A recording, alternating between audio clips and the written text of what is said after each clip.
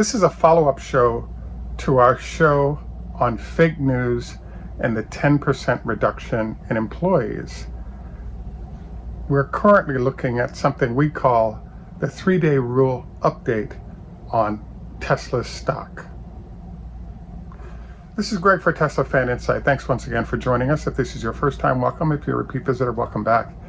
We also want to thank our Patreon supporters as well as our subscribers.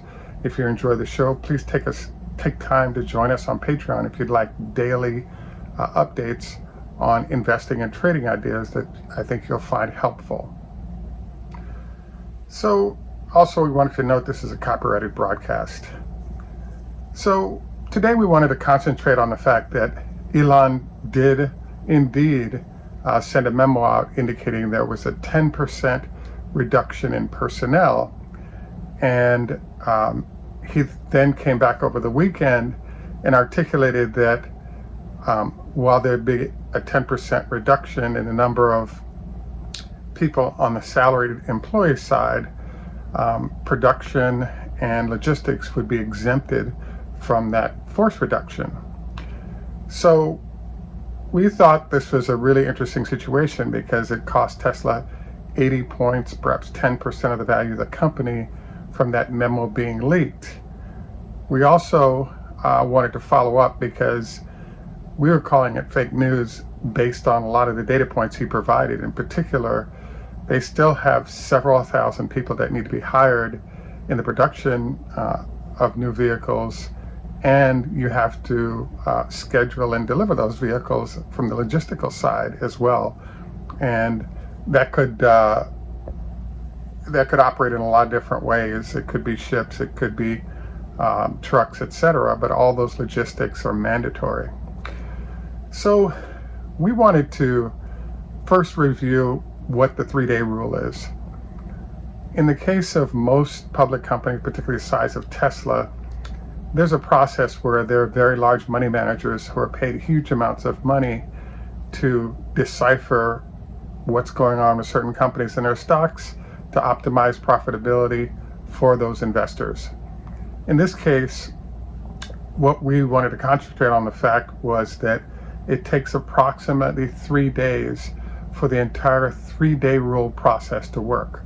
So in this case, Elon perhaps indirectly makes a comment in a memo that goes out to employees, and he can see that that memo has been leaked, hence why he responded to it over the weekend. What then happens is that the hedge funds have an opportunity to respond immediately, as in seconds, to first, what is the news? What are the implications of the news? Namely, is it possible that Tesla is now in a bad position where it needs to lay off and be concerned in this environment? And so those sort of traders, investors can make their move and tank the stocks very quickly because of bot trading that we talked about a couple of weeks ago.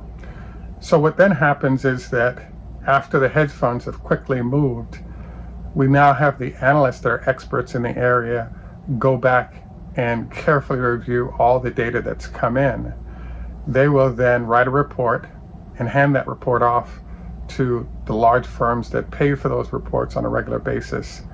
And after those firms pay for that data, it'll help them work with their internal data to determine if they should buy, sell, or hold the stock.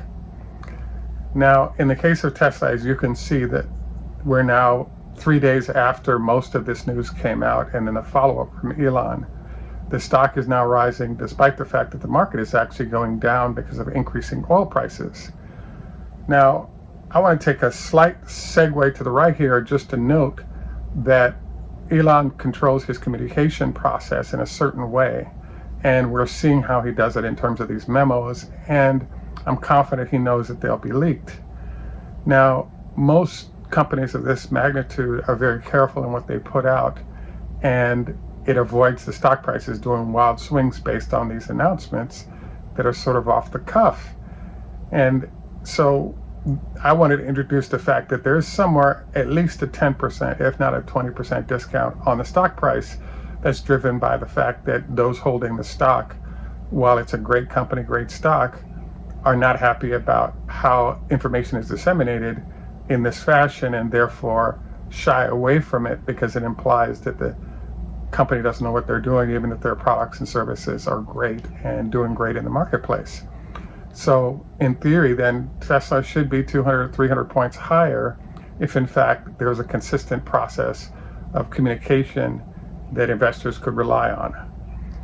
So in this case, what basically happened is, as you can see by the movement of the stock price, there were three possibilities. Possibility number one was the analysts, after reading the memo, reviewing all their data, came back and said, sell the stock because the 10% reduction he mentioned is going to turn into a 10, 20, 30% decline in revenue and profit of the company, and therefore you need to sell. That was one possibility. The second possibility is they'd come back and say it's neutral. Whatever you're holding right now, don't do anything new, based on the data that's come out and our analysis of it. The third possibility that lurks here is that the analysts would come back and say, hey, I think this is a buying opportunity because yes, the stock price is down, but the new news that was leveraged for that downward stock price does not reflect how well the company is doing. And I really think that we're in the third of those spaces currently. So while other tech stocks, be it Google or Amazon or any of these folks, are getting hit hard right now with most of the news that they bring out, Tesla's actually doing pretty well. Another caveat to this whole thing is, it's kind of bad, but it's kind of good, is the fact that Elon is what I call a cost of goods sold fiend. So, as you know, it's my belief that Elon has a de facto MBA from Wharton with an emphasis on costs relative to accounting.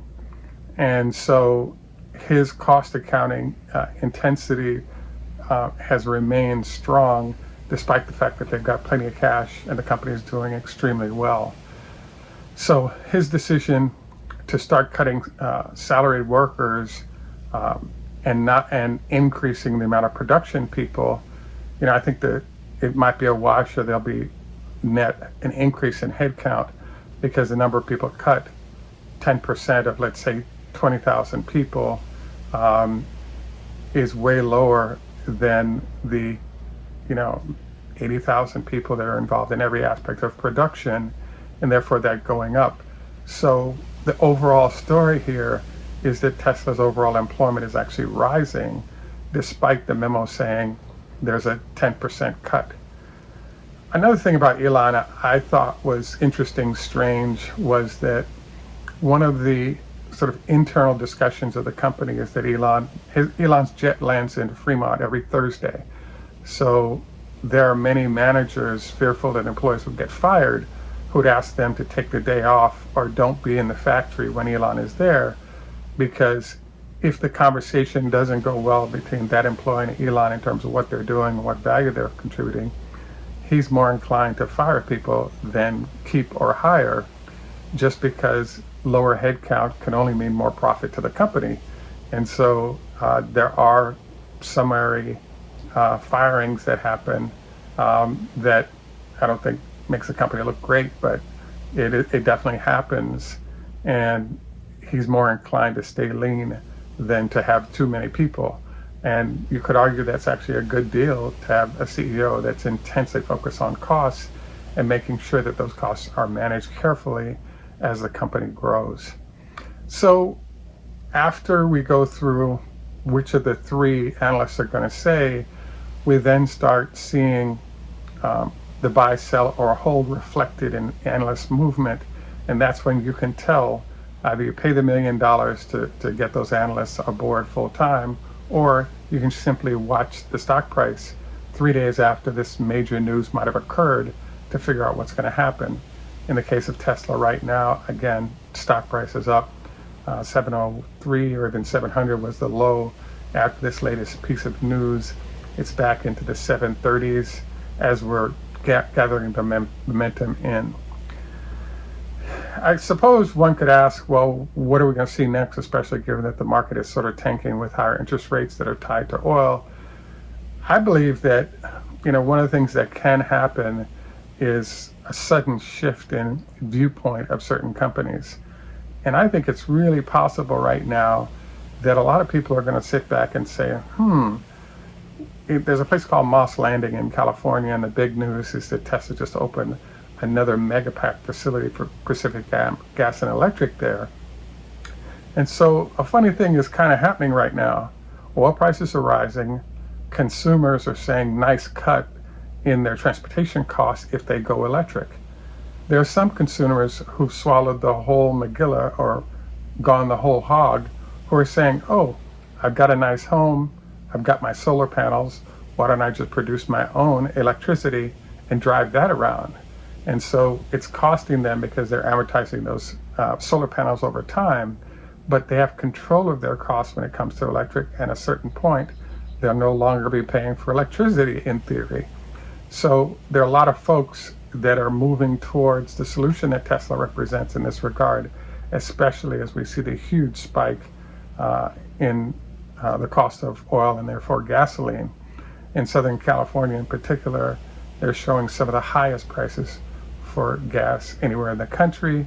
And so I think that's one of the impacting variables of people saying, hey, there's a shortage of cars for a reason, because the value proposition that Tesla's vehicles represents is so strong that we need to get after buying more of them, and that's why there's a shortage of Tesla cars right now, and that it's a great car, performs well, etc. So hence, I really believe that it's terrific. Stock price is back up.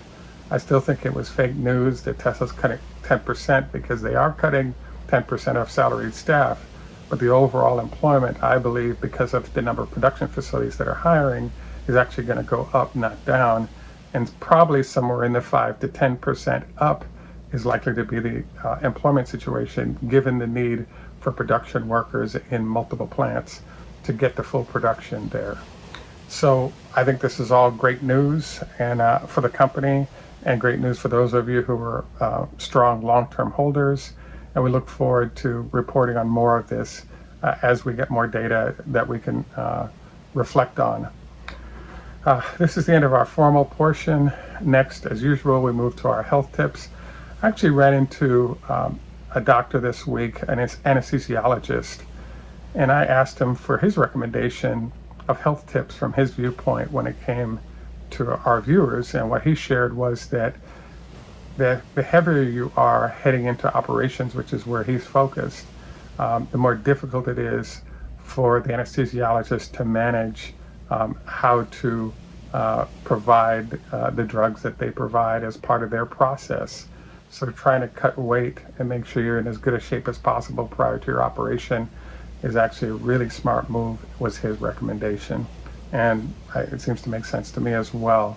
Obviously check with your doctor prior to making a weight loss or cut efforts to be better prepared for these operations. At any rate, we want to again thank you for joining us. Tschüss, German, au revoir, French, Lahith, Hebrew, Hoda, Hepes, Farsi, Trasic, Russian, Ni hao ma, Chinese, Konbanwa, Japanese, Heido, Swedish. And in Jamaica, we say, enough respect, walk good. Namaste. And thanks for joining us. This is Greg for Tesla Fan Insight.